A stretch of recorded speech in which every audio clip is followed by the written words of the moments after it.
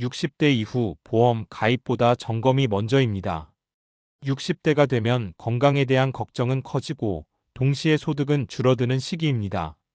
이 시기에 많은 분들이 혹시 모를 상황을 대비하고 싶어 보험을 추가로 가입하려고 고민합니다. 하지만 현실적으로는 가입보다 점검과 정리가 더 중요한 시기입니다. 왜 그럴까요? 1. 은퇴 이후 소득 구조의 변화. 60대 이후에는 정기적인 근로소득이 줄어들거나 중단되는 경우가 많습니다. 반면 지출은 줄지 않습니다. 생활비, 의료비, 주거유지 비용, 자녀 지원 비용. 이런 상황에서 매달 나가는 보험료는 고정비가 됩니다. 지금은 감당 가능해도 35년 뒤에도 유지할 수 있을지 반드시 고려해야 합니다.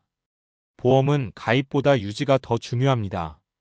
유지하지 못하면 해지 손실이 발생할 수 있기 때문입니다.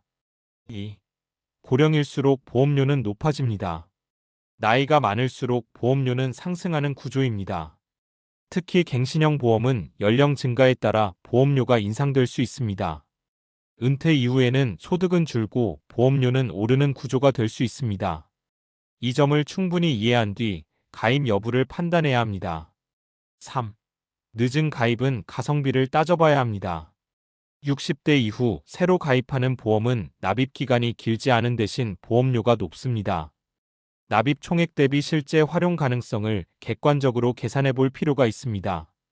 보험은 불안 해소용이 아니라 재정적 위험을 이전하는 수단입니다. 감정이 아니라 숫자로 판단하는 것이 중요합니다. 4. 건강 염려로 인한 과잉 가입주의. 60대 이후에는 다음과 같은 걱정이 커집니다. 치매, 간병, 치아 치료, 입원비. 이 불안 때문에 여러 보험을 동시에 가입하는 경우가 있습니다. 하지만 여러 건을 가입했다가 유지 부담으로 중도 해지하는 사례도 적지 않습니다. 가입 전에는 반드시 이 보험을 10년 이상 유지할 수 있는가? 를 먼저 생각해야 합니다. 60대 이후 보험 유지 전략. 1. 실손의료비는 우선 점검 대상. 병원비를 직접 보장하는 구조이므로 활용 가능성이 높습니다. 다만 갱신 구조와 보험료 변동 가능성은 확인해야 합니다. 2. 3대 질병 진단비 중심으로 단순화. 암, 뇌혈관 질환, 심장 질환은 치료비 규모가 큰 질환입니다. 과도한 특약보다는 핵심 진단비 위주로 정리하는 것이 부담 관리에 도움이 됩니다. 3. 사망보장은 상황에 따라 재검토. 자녀가 독립했고 부양 책임이 줄어든 경우라면 고액 사망보장은 필요성을 다시 점검해 볼 수 있습니다. 가입 대신 고려할 수 있는 대안. 병원비 전용 통장 활용.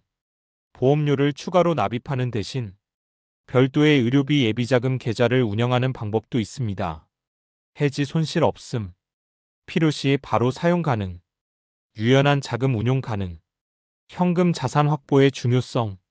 노후에는 예측 불가능한 상황이 발생할 수 있습니다.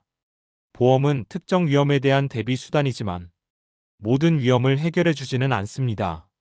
적절한 현금 보유는 노후 안정성에 매우 중요한 요소입니다. 결론.